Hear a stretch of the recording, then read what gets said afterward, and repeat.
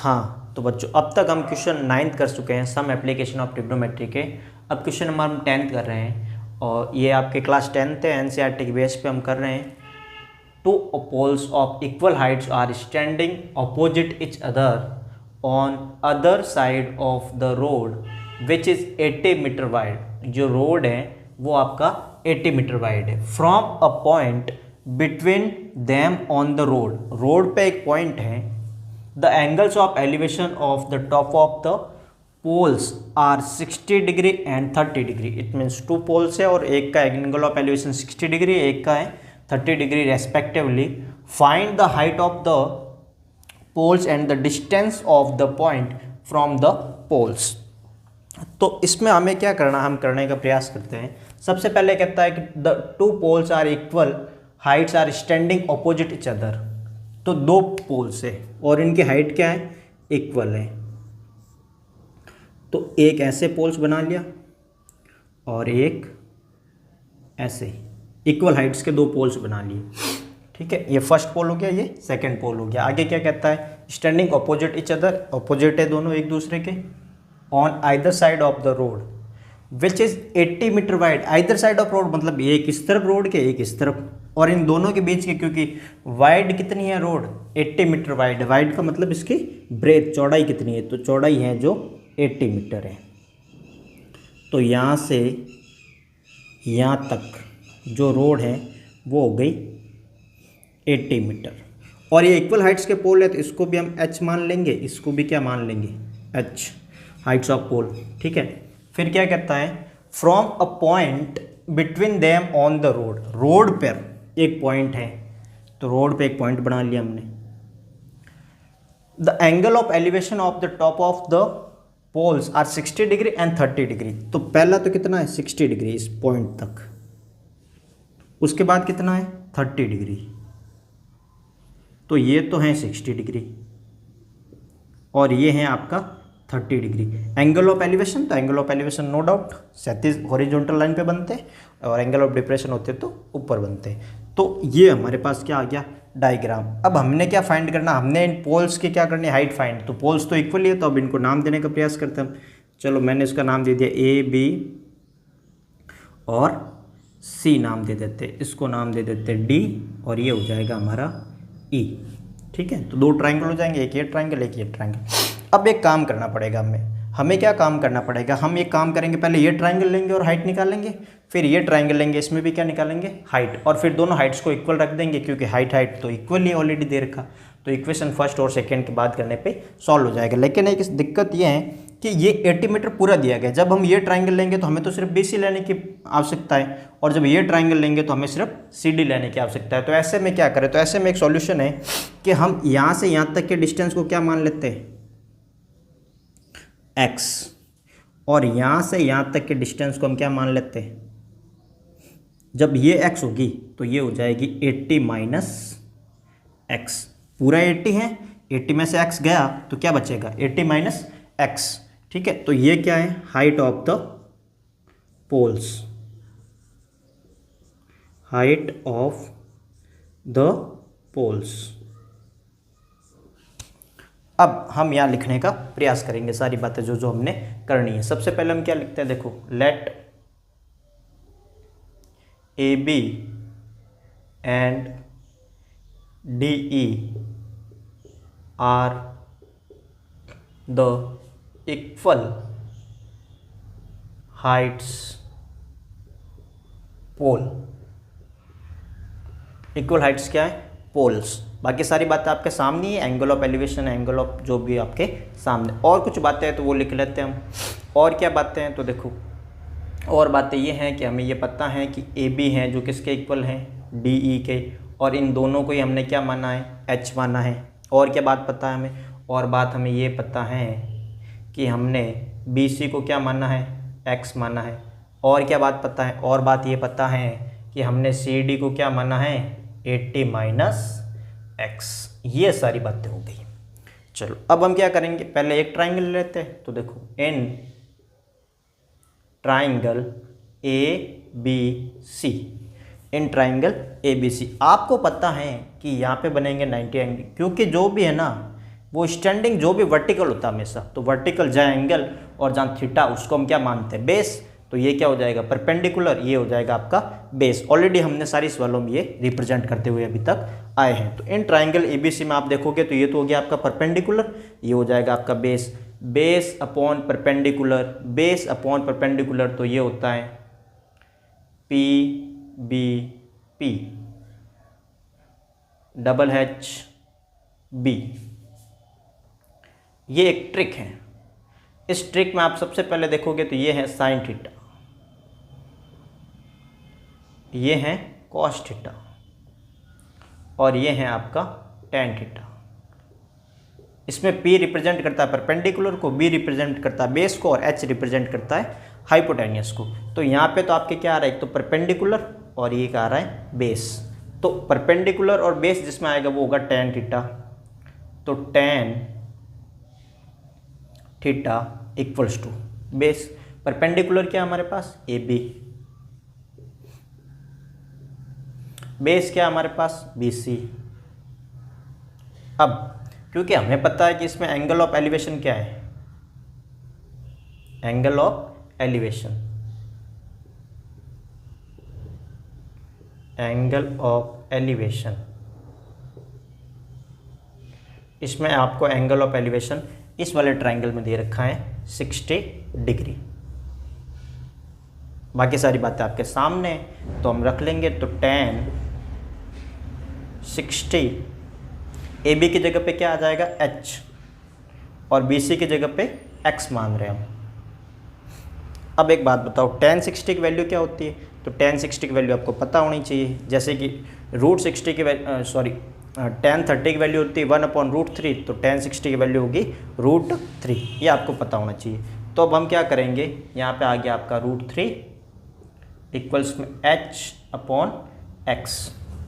x को उधर अगर हम ट्रांसफ़र करेंगे तो h के इक्वल क्या आएगा, √3x, या इसको x√3 भी लिखते हैं। ये जो वैल्यू है इसको आपने नाम देना है इक्वेशन 1। आई होप आपको इतनी बातें समझ में आएगी। इसको अच्छे से नोट करो और फिर हम नेक्स्ट इसको आगे सॉल्व करते हैं, क्योंकि आप देख सकते हो स्पेस है नहीं इस पे जगह, ठीक है। तो अच्छे से नोट करो इसको।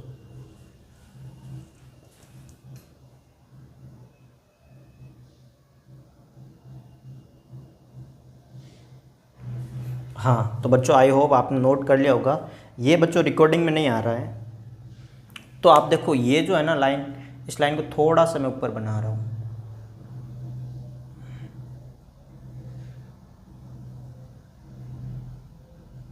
और इस पूरे को हमने 80 माना है। पूरा यहाँ से BD है जो हमने 80 माना है। अब हमारे इक्वेशन फर्स्ट तक हो गया था। अब इक्वेशन फर्स्ट तक हो गया तो हमने क्या करना है, अब हम ये ट्राइंगल लेंगे। तो देखो इन ट्राइंगल, नाम दे दो कोई भी इसको, जैसे ABC तो इसको EDC नाम दे देते हैं। इन ट्राइंगल EDC, आपको पता है कि इसमें भी क्या लगेगा, देखो ये परपेंडिकुलर है और ये बेस, तो परपेंडिकुलर अपॉन बेस क्या होता है, tan। अभी देखा हमने ये, तो यहाँ लगा लेंगे हम tan theta equals to perpendicular क्या है हमारे पास, ED, बेस क्या है, CD, इसमें एंगल ऑफ एलिवेशन क्या है, 30 degree, angle of elevation, angle of elevation क्या है, 30 डिग्री। तो वैल्यू पुट कर लो, तो यहाँ हो जाएगा tan 30 इक्वल्स टू ED क्या है हमारे पास, H, और ये क्या है CD हमारे पास 80 - x। ठीक है बच्चों, इसको आगे सॉल्व करेंगे तो आपको पता है tan 30 की वैल्यू क्या होती है, tan 30 की वैल्यू होती है 1/√3। ये आपके tan 30 की वैल्यू होगी 1/√3, जो आपको याद होना चाहिए बेसिकली। तो अब यहाँ पे रख लो 1/√3 equals to H/80 - x, 80 - x। अब हम क्या करेंगे बच्चों, देखो 80 - x को उधर आप ट्रांसफ़र कर सकते हो, तो आपके पास फाइनली वैल्यू किसकी आ जाएगी, h की वैल्यू आ जाएगी। तो यहाँ पे इसको आगे यहाँ सॉल्व करते हैं। या देखो h इक्वल्स टू क्या आ जाएगा 80 माइनस एक्स अपॉन √3। ये यहाँ का डिवाइड में था, उधर गया तो मल्टीप्लाई हो गया। अब आप देखो ये इक्वेशन फर्स्ट है, इक्वेशन फर्स्ट से अगर हम इसमें रिप्लेस कर दे वैल्यू किसकी x की, तो हम क्या लिखेंगे put the value of h from equation first. तो जब हम इसमें वैल्यू पुट करेंगे तो वैल्यू पुट करने पे क्या आ रहा है √3 और x, तो √3x equals to 80 minus x upon √3। ये √3 उधर जाके मल्टीप्लाई हो जाएगा तो क्या हो जाएगा √3 multiply √3x equals to 80 minus x. आप सभी जानते हो कि इसका क्या बन जाएगा 3x equals to 80 minus x. ये माइनस का x उधर जाएगा तो प्लस बनेगा, तो क्या आ जाएगा 3x plus x equals to 80। तो ये बन गया 4x इक्वल्स टू 80 और x इक्वल्स टू 80 अपॉन 4। तो क्या आ जाएगा 20 मीटर। क्या आ जाएगा बच्चों 20 मीटर। क्या आ गया 20 मीटर। आई होप कि आपको ये समझ में आया होगा अभी तक कि हम क्या कर रहे हैं। तो यहाँ पे अभी हमने सिर्फ x की वैल्यू निकाली है और x की वैल्यू के बाद हम क्या करेंगे यहाँ सारी मान जो हमें पूछा था क्वेश्चन में वो हम लिख देते हैं। तो ये तो इरेज कर देता हूँ मैं, आपने लिख ही दिया है। देखो हमें क्या क्या पूछा था, हमें क्वेश्चन में पूछा था कि आपको क्या कराना हाइट ऑफ द टावर बताना है। एक तो आपको ये पूछा था, और क्या पूछा था आपको पूछा था कि पोल्स उस पॉइंट से कितने डिस्टेंस पे हैं। तो पोल्स कितने डिस्टेंस पे, एक तो 20 मीटर और ये एक 80 माइनस एक्स आएगा तो क्या हो जाएगा 60 मीटर। यानी कि आपको वैल्यू बतानी थी एक तो BC की। तो BC की वैल्यू क्या है, बेसिकली हमने x माना था तो BC की वैल्यू आ गई 20 मीटर। दूसरा आपको बताना था CD की वैल्यू, तो CD 80 माइनस 60 नहीं 20 हो जाएगा 20, तो ये आ जाएगा 60 मीटर। और आपने क्या बताना था height of the tower, height of the poles, tower नहीं पोल्स जो इक्वल है। तो दोनों इक्वल ही हैं तो कोई भी एक निकाल लो। तो देखो ये जो x की वैल्यू है वो हम कहाँ रख देंगे इक्वेशन फर्स्ट में। तो इक्वेशन फर्स्ट हमारे पास अभी क्या आई थी h equals to, equation first में देखा तो हमारे पास था √3 और x। तो h इक्वल्स टू क्या आ जाएगा x का वैल्यू रखेंगे 20 और √3 मीटर। तो इस प्रकार इक्वेशन हमारा सॉल्व हो जाएगा। तो हम लिख लेंगे hence the height of the poles is 20 √3 meter and distance from the point 20 meter and 60 meter। ये भी लिख लेते हैं। चलो distance from the point is 20 metre and 60 metre. तो आई होप बच्चों आपको ये सवाल समझ में आया होगा। इसको अच्छे से नोट करो, फिर नेक्स्ट क्वेश्चन करते हैं। नोट ज़रूर करते रहना, दिस इज इम्पोर्टेंट, नोट करो।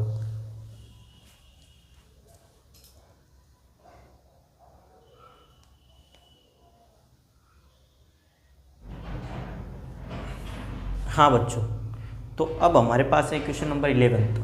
A TV tower stands vertically on a bank of a canal from a point on the other bank directly opposite the tower. The angle of elevation of the top of the tower is 60 degree from another point 20 meter away from this point on the line joining this point to the foot of the tower. The angle of elevation of the top of the tower is 30 degree. Find the height of the tower and the width of the canal. तो question को हमने अच्छे से एक बार read किया है। अब हम समझते हैं क्वेश्चन क्या कह रहा है। क्वेश्चन कहता है कि a TV tower stands vertically on a bank of a canal. Bank का मतलब होता है किनारा, कैनाल। तो कैनाल के किनारे क्या खड़ा आपका वर्टिकली टावर। ये आपको टावर दिख ही रहा है तो यहाँ लिखने का जरूरत ही नहीं। अच्छा कैनाल क्या है, तो ये जो BC है ना, BC ये आपका कैनाल है। हाइट तो आपको पता चल गई, ये क्या है, ए बी इज हाइट, ये क्या है आपकी कैनाल। तो इसको मैं एक बार एच नाम दे देता हूँ, हाइट को हमने नाम दे दिया एच। और जो कैनाल है आपकी बी सी, इसको हम मान लेते हैं एक्स, यहाँ से यहाँ तक इसको क्या मान लिया हमने, एक्स। तो एक बात बताओ, जब ये एक्स है तो पूरा क्या हो जाएगा, जी सर पूरा हो जाएगा 20 प्लस एक्स, 20 मीटर और एक्स। अब इस पे वापस आते हैं क्वेश्चन पे। तो of a bank canal a from point on the other bank directly opposite to the tower.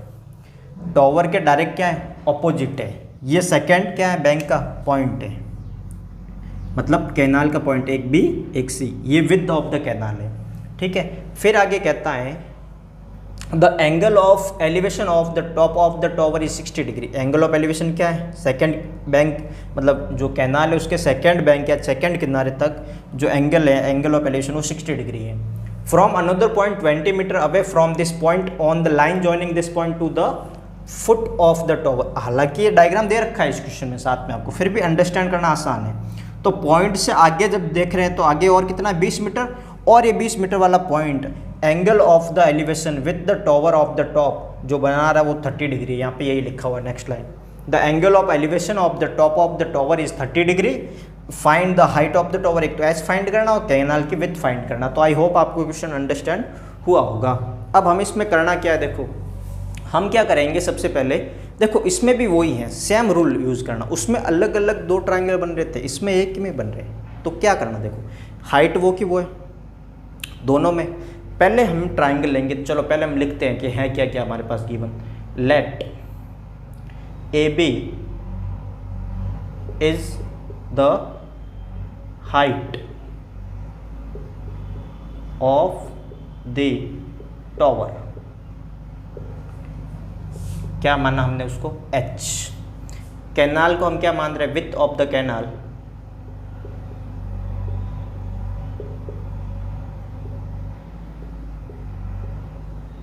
Width of the canal क्या है हमारे पास, बी सी, जिसको हमने क्या माना, x.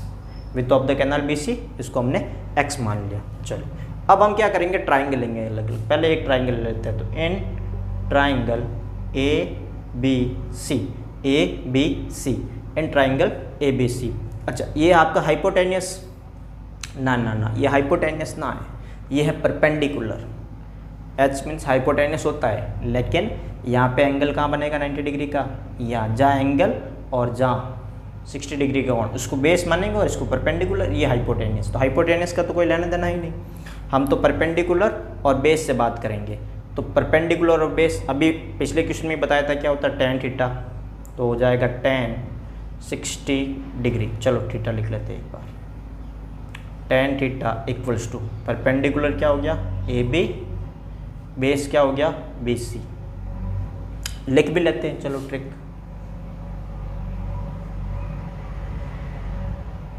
P B P double H B, P B P double H B, ये हो जाएगा साइन थीटा, कॉस थीटा और टेन थीटा। अब आपने क्या करना, देखो आपने ये बताना है कि टेन थीटा बराबर क्या है, ए बी बट्टा बी सी। चलो एंगल ऑफ एलिवेशन क्या है, इसमें ये लिख लेते हैं, एंगल ऑफ एलिवेशन,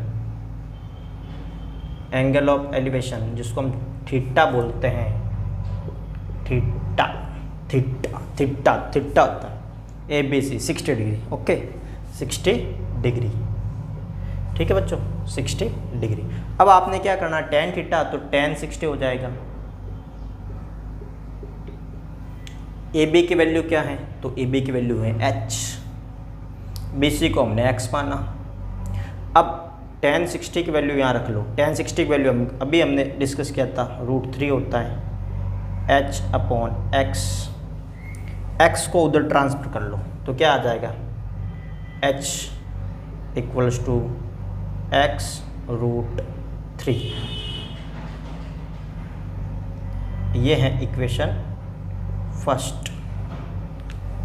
इसको हमने माना ये आपका परपेंडिकुलर, ये बेस, तो बेस अपन परपेंडिकुलर 10 और 10 60 की वैल्यू होती है √3।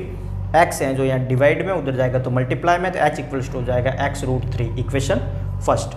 तो इतना नोट करो, इसके बाद फिर आगे करते हैं इसको कंप्लीट। ठीक है बच्चों।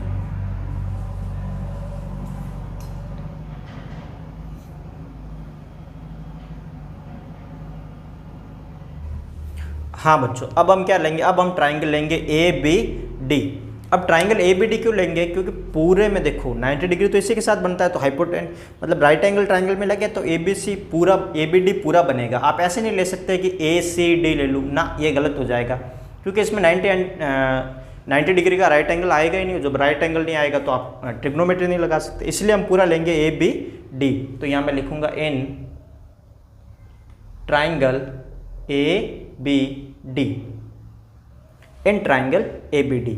तो इन ट्राइंगल ABD में भी हम क्या करेंगे, हाइपोटेनियस ये हो जाएगा बेस, बेस पूरा क्या होगा BD, तो वही हम लगाएंगे tan theta equals to base क्या हो जाए, सॉरी परपेंडिकुलर हो जाएगा AB, बेस हो जाएगा BD। अब आप एक बात बताओ, इसमें एंगल ऑफ एलिवेशन क्या है, तो एंगल ऑफ एलिवेशन लिख लेते हैं। एंगल ऑफ एलिवेशन जिसको हम थीटा बोलते हैं वो है 30 डिग्री। कहाँ है 30 डिग्री, ये रहा 30 डिग्री, 30 डिग्री। ठीक है, jokes apart, not like that, अच्छा नहीं था कोई बात। देखो भाई tan थीटा कितना भाई, tan 30 degree equals to AB कितना है, AB H, BD हो गया 20 + x। क्या बात है सर, क्या बात है, यही बात है बच्चा, यही बात है। क्या हमने लिखा था इसको 20 + x, आप खुद देख लो BD 20 + x। अब tan 30 की वैल्यू हमें पता है, tan 30 की वैल्यू होती है 1/√3। आपको नहीं पता, पता होनी चाहिए, बार बार बढ़ाओ टेबल्स को और याद करो, h/20 + x। अब आपने क्या करना है, 20 + x को उधर मल्टीप्लाई करवा दो, तो h इधर आ जाए, 20 + x उधर चला जाएगा तो क्या आ जाएगा 20 + x/√3 इक्वल्स टू h। क्या बात है सर, क्या बात है, यही बात है। देखो आगे क्या करना, आगे आपने ये करना है कि इक्वेशन फर्स्ट से h के वैल्यू इसमें पुट कर देंगे। इक्वेशन फर्स्ट से h की वैल्यू क्या करेंगे, इसमें पुट कर देंगे। क्या कर देंगे, पुट कर देंगे। देखो पुट करते हैं, तो इसको तो मैं इरेज कर दूँ, चलो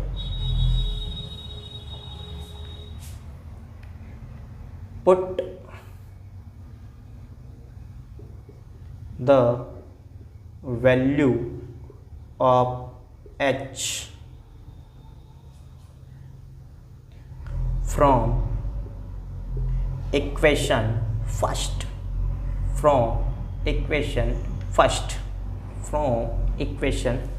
पहले ये चल रहा है फिर ये, तो आप लिखते वक्त ध्यान रखना कि ऐसे नहीं कर दो आप। ठीक है, अब देखो h की वैल्यू अभी हमने पता किया क्या थी, x√3।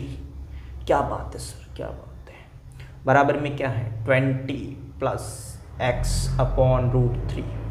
√3 को उधर ट्रांसफर कर लो तो क्या हो जाएगा, x√3 × √3 इक्वल्स टू 20 + x, ये हो जाएगा 3x। 20 + x उधर जाएगा तो प्लस में, सॉरी माइनस में, 3x - x इक्वल्स टू हो गया 20। फिर यहाँ लिख लेते हैं, क्या आ जाएगा 2x इक्वल्स टू 20 और x इक्वल्स टू आ जाएगा 20/2 10 मीटर। x की वैल्यू आ गई 10 मीटर।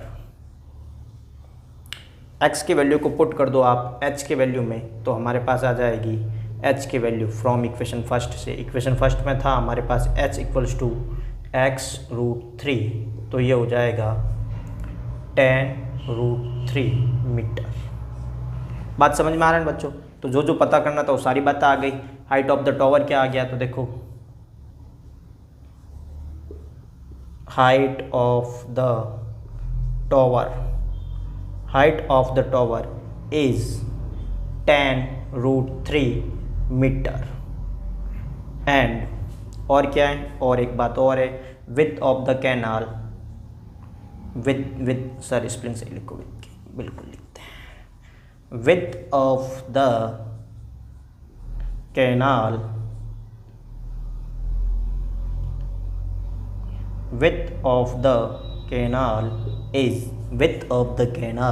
is 10 metre. क्या सर 10 मीटर? बात समझ में आ गया? तो ये हमारा आंसर कंप्लीट हो गया, 10 metre width of the canal. शुरू में सब कुछ लिख रखा है और फाइनल में भी 2 बातें हमने कंक्लूड कर दी। बच्चों पास में कंस्ट्रक्शंस का काम चल रहा है तो आवाज़ आ रही है बार बार आपको जेसीबी की, इसीलिए आज हम 2 ही क्वेश्चन करेंगे इस लेक्चर में। उम्मीद करता हूँ कि आपको दोनों क्वेश्चन अच्छे से समझ में आएंगे। थोड़ी बहुत अगर वो आवाज़ आ रही है तो उसको अवॉइड करें आप और पढ़ते रहे। बाकी मैं नेक्स्ट लेक्चर में आपके सारे क्वेश्चन अगर होगा तो सम अप करके हम चारों के चारों कर देंगे। 4 क्वेश्चन और रहे हैं, चारों करने का हम प्रयास करेंगे। तो आप पढ़ते रहे, आगे बढ़ते रहे और अपना समय वेस्ट ना करें। थैंक यू बच्चों।